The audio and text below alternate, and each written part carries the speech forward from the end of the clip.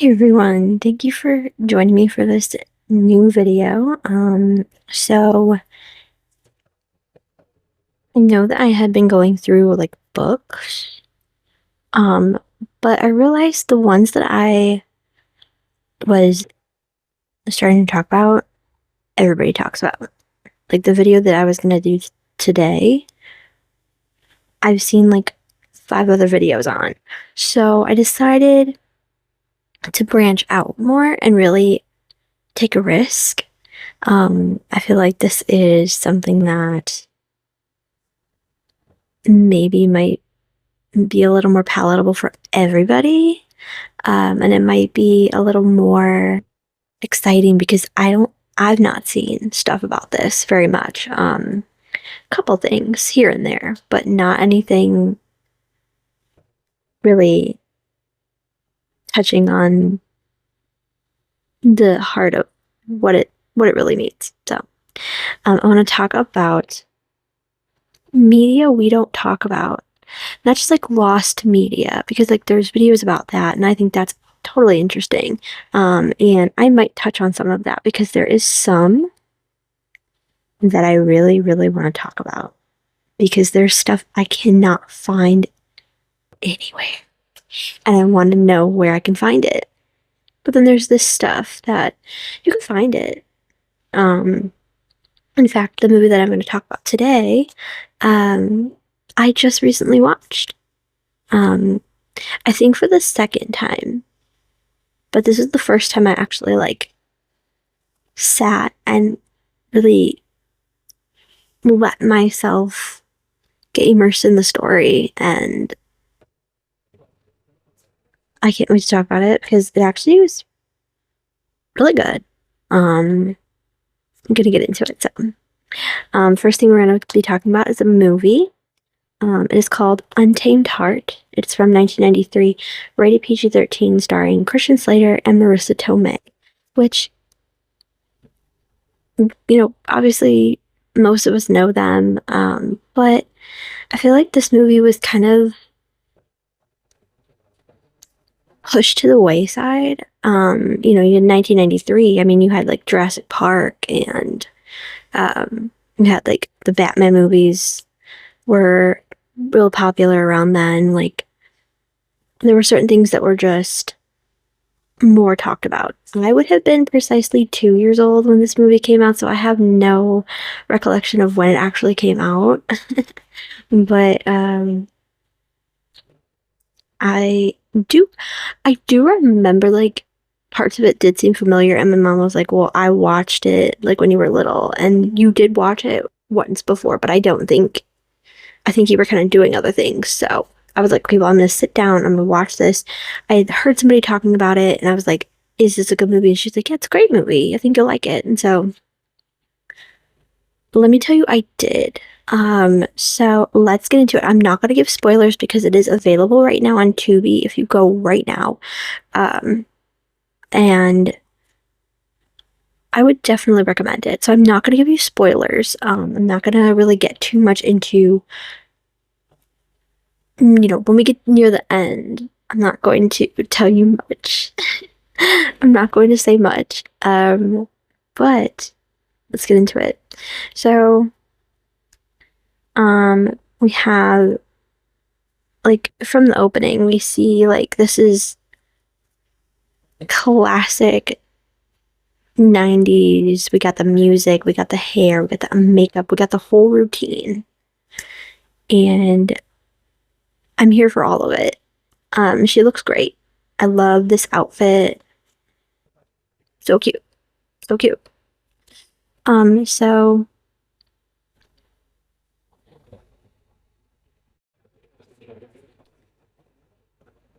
a typical 90s young girl, um, named Caroline, who is the typical Midwestern kind of girl. She's working at a diner. What?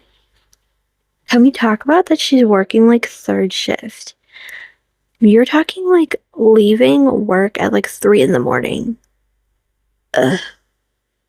she at one point is like talking to her brother and she's like, you better pick me up. You better pick me up at 3 a.m. I was like, ugh. And my mom was laughing. I cannot imagine because nighttime is generally when I like to sleep. So 3 a.m. is kind of when I like to be asleep. I don't necessarily like to work mornings. Let's just put that out there. I'm not a big morning person. I can do it. I can do it. And thankfully my job, the morning shift at my job is not anywhere near like bad early. It's early, but it's not like yuck early. It's like it's early. Kind of early. But anyway, I digress. She works at this little diner and she is clearly the unlucky in love type. Like she's just going over like, oh well, this guy was this guy was that. And her friends are like, come on, just take a risk, meet somebody. And she's like, I already did. Like that kind of a conversation is going on. And what I love is like, it doesn't waste time. It doesn't like, oh, well, she meets this guy and then she meets this guy. They just kind of go over it. Like, we get the point. You don't have to show me like her meeting the wrong guy after the wrong guy for me to know that she's met the wrong guys. Just let her say it. Just let her say it. And so, an issue ensues that late night.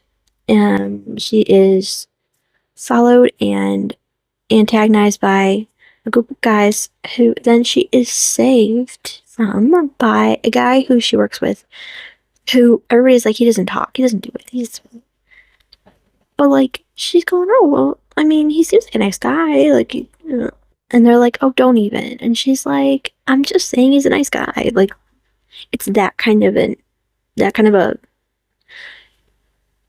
attitude. Like she says hi, he says hi, man a few words. So she's like, oh yeah, he's a nice guy. And then when she realized like, oh my god, he saved me, and then he like helps her home, he sits with her, he's like, she's like, oh my god, like I have to thank him. And she gets to talk to him and like, how did you know I was there? And he's like, well, I've seen you leave and I want to make sure you're okay. Like I see you leave and I follow you because I want to make sure you're okay because this happens. And she's like, I'm glad you did, like thank you. And you see kind of a rapport growing, which I think for me is the best way to start one of these stories, like give you one of these stories. Is such a simple, I mean that's a great way to start something like this. You see him kind of open up and people are telling her he's weird, he says he has like, he's not all the way human or something. And he tells her a story that his nanny, who was like a nun in the orphanage where he was placed, that when he was a baby he had a heart issue and his father fought a gorilla king for his heart. And turns out he grew up believing it. And she's confused, but it seems like she really starts to feel for him. And she's like, anything I can do, like, let me know. And, I'm here for you. And you see him kind of struggling and her kind of struggling. And it just, for me, I think that partly it's difficult because two halves don't make a whole, and we get that. But, like, you see that, honestly, she's not, the reason she's picking the wrong people is just because she feels like she has to pick somebody. And when she realizes, like, here's this guy who I could be friends with, and then you see, like, that kind of spark into something. It's nice. warning for younger audiences, it is rated PG-13. I think I said that, but there's partial nudity, letting you know.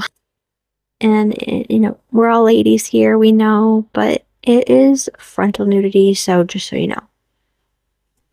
Um, it's, I don't know. I don't know why that has to happen. Whatever.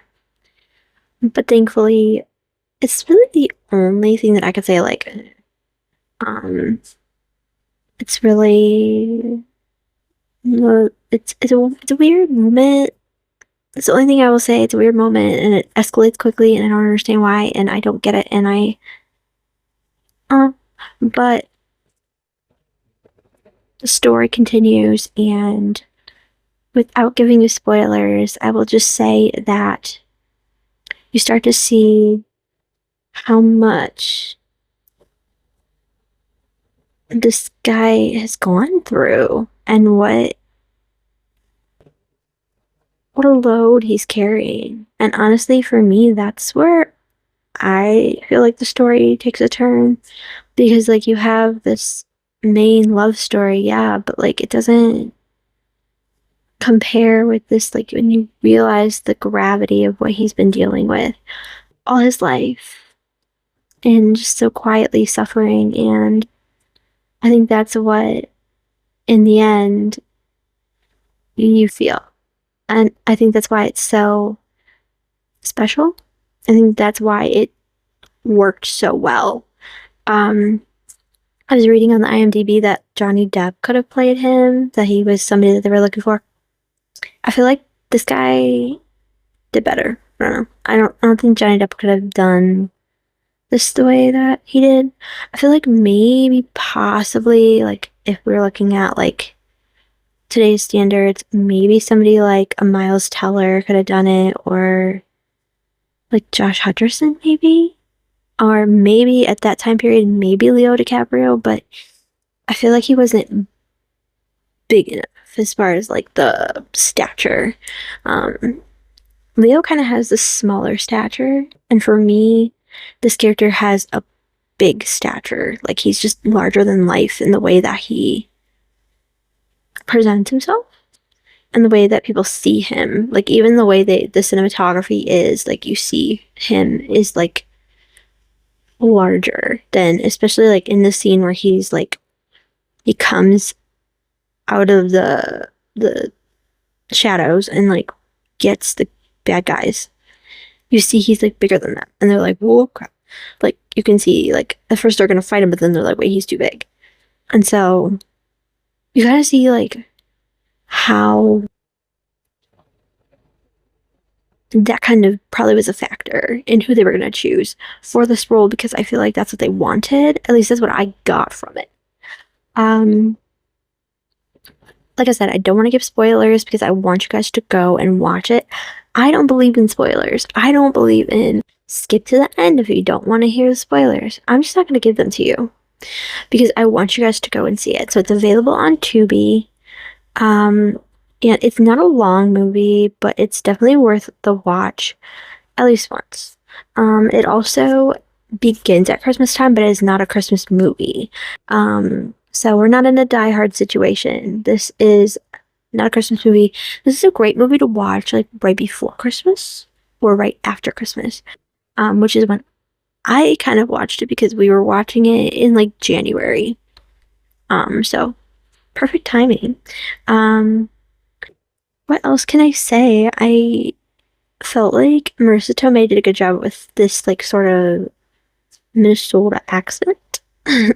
And I wondered if it was her accent or if it was that, oh my god, oh my god, from What Women Want, because that's the only other movie I saw. So I can get that out of my head. It's like, which one is her? And it's probably both. Neither. Probably neither. Probably. But it's okay.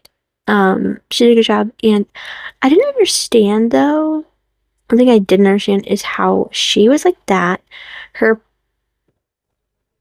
other people around her were like talking normal, and her friend has like this Jersey, like New York accent. And it's just like, what are we doing? I'm confused. So like that confused me. But it didn't take me out of the story. So, hey, who am I? Maybe it was supposed to be like a melting pot kind of area. I don't remember reading or seeing where exactly it was supposed to be set. I feel like it was New York. But then they went to like hockey game. And like, so I don't know if it was, I don't know. I didn't really pay attention to that part. So I don't know. But I will say, I love this movie. It was great. Definitely worth the watch. I would say at least once. Um, Definitely not a rewatchable kind of movie in my mind because you already know what's gonna happen. Kind of like, oh. So I don't know. I don't know. But it's definitely worth it. And it was worth being put on my list because not that many people talk about it. And that was how I heard about it, was somebody had mentioned it, and I wanted to mention it to you. So make sure you are subscribed, turn on those post notifications because I'm going to be posting different things like this and other things. I have another video that I'm doing today. That is why I look the way I look, because I did not want to do anything first. I want to do this first. So, yes. So thank you so much for joining. Again, tune in to the next video. We're going to be doing all different kinds of media, from movies to TV shows to even music. We're even going to do a music segment. We're going to talk about music, which is going to be interesting because it's not going to be what you think. So, stay tuned, and I hope you guys have a great day. Bye!